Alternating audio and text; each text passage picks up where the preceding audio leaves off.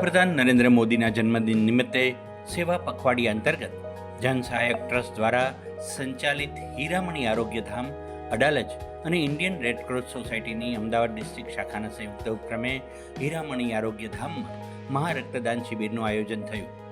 આ સાથે રાજ્યસભા સાંસદ નરહરી અમીનની સાંસદ નિધિમાંથી ₹30 લાખની ગ્રાન્ટમાંથી 250 જેટલા દિવ્યાંગ બાળકોને હિયરિંગ એન્ડ ડિવાઇસની કીટ આપવામાં આવી, જે પૈકી લગભગ 100 જેટલા દિવ્યાંગ બાળકોને હિયરિંગ એઇડ ડિવાઇસની કીટ વિતરણ કરવામાં આવી. આરોગ્ય મંત્રી ઋષિકેશ પટેલ અને રાજ્યસભાના સાંસદના હસ્તે પ્રતીક તરીકે દિવ્યાંગ બાળકોને હિયરિંગ એઇડ ડિવાઇસ અપાયા. આ પ્રસંગે રાજ્યસભા સાંસદ નરહરી અમીનના આમંત્રણને માન આપી મુખ્યમંત્રી ભૂપેન્દ્ર પટેલ પણ હીરામણી આરોગ્યધામ પહોંચ્યા. મુખ્યમંત્રીના હસ્તે પણ 5 દિવ્યાંગ બાળકોને પ્રતીક રૂપે હિયરિંગ એન્ડ ડિવાઇસ કીટ આપવામાં આવી. મુખ્યમંત્રીએ ત્યારબાદ રક્તદાન શિબિરની મુલાકાત પણ લીધી. રાજ્યસભા સાંસદ નરહરી અમીને મુખ્યમંત્રીનું સ્વાગત કરી પ્રવચન કર્યું અને આમંત્રણને માન આપી કોઈપણ પ્રોટોકોલ વગર મહારક્તદાન શિબિરમાં ઉપસ્થિત રહેવા માટે આભાર માન્યો હતો. જનસહાયક ટ્રસ્ટ સંચાલિત હીરામણી આરોગ્ય ધામમાં બ્લડ ડોનેશન કેમ્પ અને દિવ્યાંગ બાળકોને સાંભળવા માટે હિયરિંગ કિટ, શ્રવણ યંત્ર આજે માનનીય મુખ્યમંત્રીશ્રીની ઉપસ્થિતિમાં એમના હાથે આપવામાં આવશે.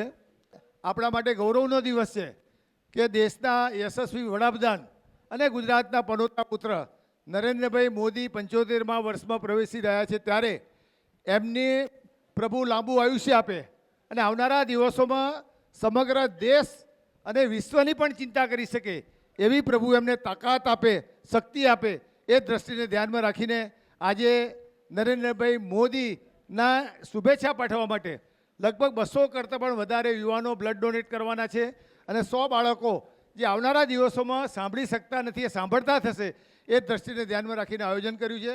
તો આ પ્રસંગે હીરામણી આરોગ્ય ધામમાં જે પ્રકારની સેવાકીય પ્રવૃત્તિઓ અને સાથે 365 દિવસ સતત સેવાકીય કાર્યો અને એ પણ આરોગ્ય સાથે અને શિક્ષણ સાથે પણ અનેકવિધ કાર્યક્રમો અહીંયા થતા હોય, આદરણીય નરહરીભાઈને હું ખૂબ ખૂબ શુભેચ્છાઓ આપું છું. આજે જે હિયરિંગ કિટ આપવામાં આવે છે, રાજ્ય સરકારે 2013થી આ પ્રવૃત્તિ ચાલુ કરી છે. જે બાળકો જન્મથી જ સાંભળી શકતા ન હોય એ બાળકો માટે કોક્લિયર ઇમ્પ્લાન્ટનો કાર્યક્રમ શરૂ કર્યો અને અત્યારે જે તમે બાળકોને જોઈ રહ્યા છો. મહારક્તદાન શિબિરમાં આરોગ્ય મંત્રી ઋષિકેશ પટેલનું રાજ્યસભા સાંસદ નરહરી અમીન દ્વારા સ્વાગત કરી ઉદ્બોધન કરાયું હતું. આરોગ્યધામમાં બ્લડ ડોનેટ કરનાર યુવાનોનો પણ આભાર માનવામાં આવ્યો હતો. આરોગ્ય મંત્રીએ જનસહાયક ટ્રસ્ટ દ્વારા આરોગ્યધામમાં જે માધ્યમથી સેવાકીય પ્રવૃત્તિનો આરંભ કર્યો છે તેને બિરદાવી હતી. બ્યુરો રિપોર્ટ, મુંબઈ સમાચાર.